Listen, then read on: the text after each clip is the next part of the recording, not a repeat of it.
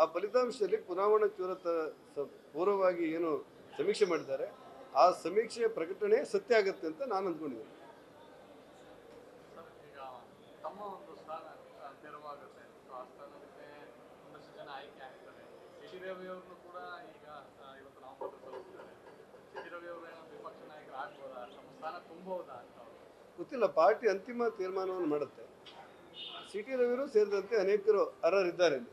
ಹಾಗಾಗಿ ಪಾರ್ಟಿಯ ತೀರ್ಮಾನಗಳು ಏನು ಅಂತ ನೋಡಬೇಕು ಮತ್ತು ಶಾಸಕರ ತೀರ್ಮಾನಗಳು ಅಭಿಪ್ರಾಯಗಳನ್ನು ಸಂಗ್ರಹ ಮಾಡಿ ಕಡೆಗೆ ಅಂತಿಮ ತೀರ್ಮಾನ ತೆಗೆದುಕೊಳ್ಳುತ್ತೆ.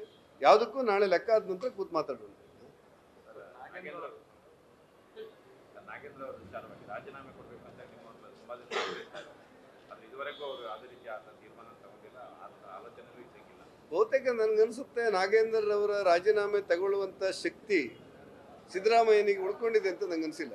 ಯಾಕಂದರೆ 87 ಕೋಟಿ ರೂಪಾಯಿ 187 ಕೋಟಿ ರೂಪಾಯಿ ಒಟ್ಟು ಅದರಲ್ಲಿರುವಂಥ ಬಜೆಟ್, ಅದರಲ್ಲಿ ಮೇಲ್ನೋಟಕ್ಕೆ 87 ಕೋಟಿ ರೂಪಾಯಿಯನ್ನು ಆಕ್ರಮವಾಗಿ ಅನ್ಯ ಖಾತೆಗೆ ವರ್ಗಾವಣೆ ಮಾಡಿದ್ದಾರೆ.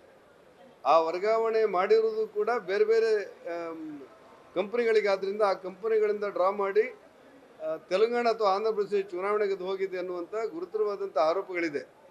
ಇಷ್ಟು ದೊಡ್ಡ ಭ್ರಷ್ಟಾಚಾರದ ಪ್ರಕರಣದಲ್ಲಿ ಮತ್ತು ಅವನ ಡೆತ್ ನೋಟ್ ಬರೆದಿಟ್ಟಿರುವಂಥದ್ದು ಅಧಿಕಾರಿಯೊಬ್ಬ ಚಂದ್ರಶೇಖರ್, ಅವನ ಮನೆ ನಾನು ಹೋಗಿದ್ದೆ. ಇಷ್ಟು ದೊಡ್ಡ ಭ್ರಷ್ಟಾಚಾರ ಆದಾಗ ಬಹುತೇಕ ಸಿದ್ದರಾಮಯ್ಯನವರು 24 ಗಂಟೆಯಲ್ಲಿ ರಾಜೀನಾಮೆ ತಗೊಳ್ತಾರೆ ಅಂತ ನಾವು ಅಂದ್ಕೊಂಡಿದ್ದೆವು. ಆದರೆ ಇವತ್ತು ಯಾವ ಮಂತ್ರಿಗಳನ್ನು ಕೈ ಬಿಡ್ತಾರೋ ಆ ಮಂತ್ರಿಗಳು ಹೇಳ್ತಾ ಇದ್ದಾರಂತೆ ನನ್ನನ್ನು ತೆಗೆದ್ರು ನಾನು ಎಲ್ಲರದ್ದು ಹೇಳ್ತೇನೆ ಅಂತೇಳಿ. ಹಾಗಾಗಿ ಸಿದ್ದರಾಮಯ್ಯನವರು ನಾಗೇಂದ್ರ ಅವರ ರಾಜೀನಾಮೆ ತೆಗೆದುಕೊಳ್ಳುವಷ್ಟು ಶಕ್ತಿಯನ್ನು ಈಗ ಉಳಿಸ್ಕೊಂಡಿಲ್ವೇನೋ ಅನ್ನುವಂಥ ಆತಂಕಗಳು ರಾಜಕಾರಣದಲ್ಲಿ ಚರ್ಚೆ ಆಗ್ತಾ ಇದೆ. ಧನ್ಯವಾದ. ನ್ಯೂಸ್ ಫಸ್ಟ್ ನಿರ್ಭೀತಿಯಿಂದ ನಿಮ್ಮ ಪರವಾಗಿ.